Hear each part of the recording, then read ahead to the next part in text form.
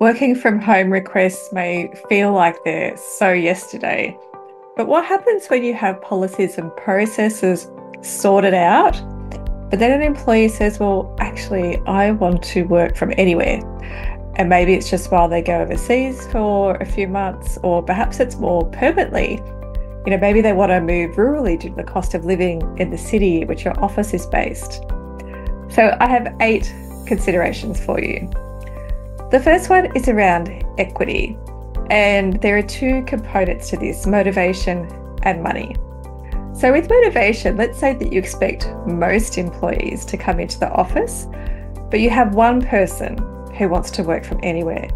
So how do you make sure that everyone else that is coming into the office doesn't feel disadvantaged? This could cause real issues in terms of motivation and engagement. And there's no great way around this other than not forcing anyone to go back into the office. But one way to be equitable might be to offer the same opportunity to all employees, even if they live locally. So allowing them the chance to work from anywhere, even if it's just for a period of time each year, provided they can demonstrate how their job can be done fully remotely. And with money, if I'm being paid in Australian dollars while I'm living in Bali, let's say, I'm going to be better off in relative terms than my teammate who's paying for cost of living in the major city, in Sydney, for example. Or maybe I'm not even overseas. I might just be in a rural area with a much lower cost of living than a major city. And so this could also seem inequitable to my colleagues. And, we can't unilaterally change the salary of existing employees, but remuneration is something that needs to be considered and discussed in an open and honest way. So you can't be transparent about other people's salaries with your employees, but you do need to consider how you will take into account the cost of living when you're looking at salary reviews. Let's talk about hours. Is it feasible for a person living somewhere else to keep to the time zone of your office? And this is worth considering if you have someone who wants to move overseas or even interstate. If you have someone that wants to move to Perth from one of the eastern states in Australia, during summertime, that could be a 3-hour difference. So it's thinking through, is it feasible for them to work according to your normal office hours, but in their new time zone? Or do they need to keep their office hours in their time zone?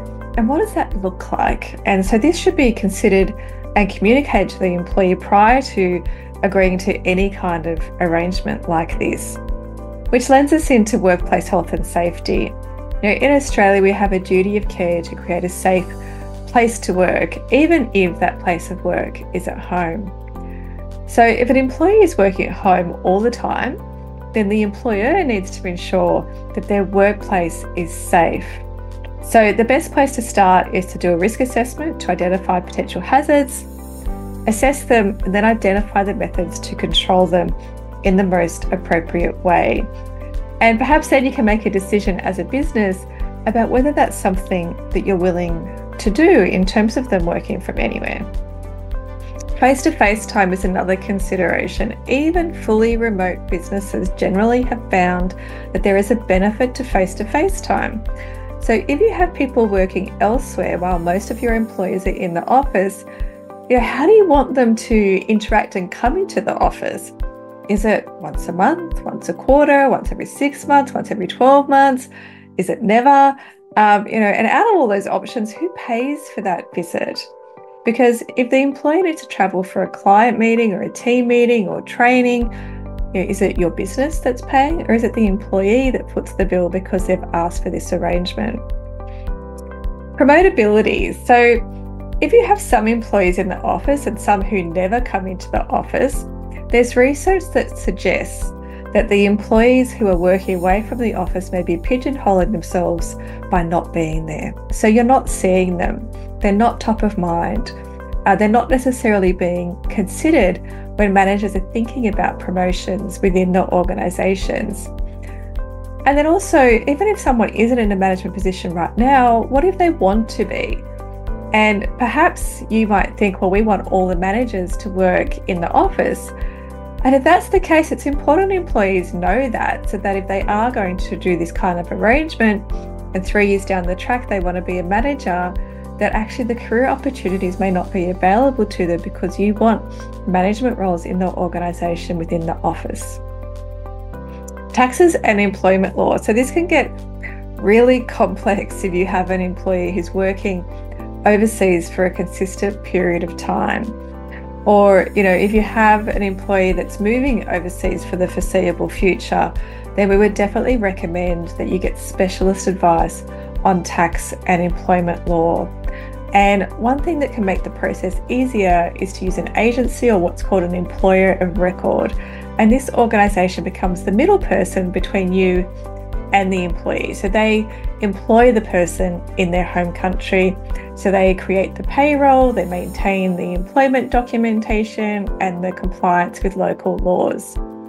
Now, of course, with an existing employee, this may create issues because they may say, well, I don't want to work for a different company. I want to work for you. But, if this request to work from anywhere has been requested by the employee, then they may be open to that kind of arrangement and would need to agree to that. Which leads us to documenting. So whatever you agree, you need to document it. Memories are wonderful things. They change very easily over time. Sometimes we call this revisionist history. And it's often not an intentional thing. We just forget things. We mishear information. Or, it's part of just our psychological bias is that we set things up to be a memory that perhaps wasn't actually there.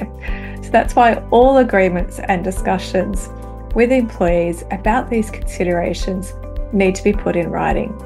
It will help make those decisions and those arrangements crystal clear, but it's also particularly important if you have a manager that moves on and a new manager that comes in, because then they know exactly what that agreement is because it's in writing.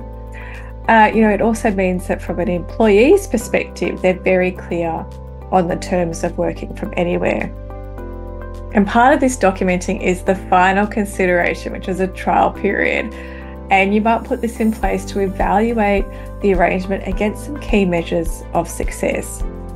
Now, I will just warn you here that you need to have those measures of success. There's no point saying, well, we'll have a trial period for 6 months. We don't work out what success looks like. And at the end of the 6 months, you're going to say, oh, well, we don't think it's working. And the employer says, well, I think it is.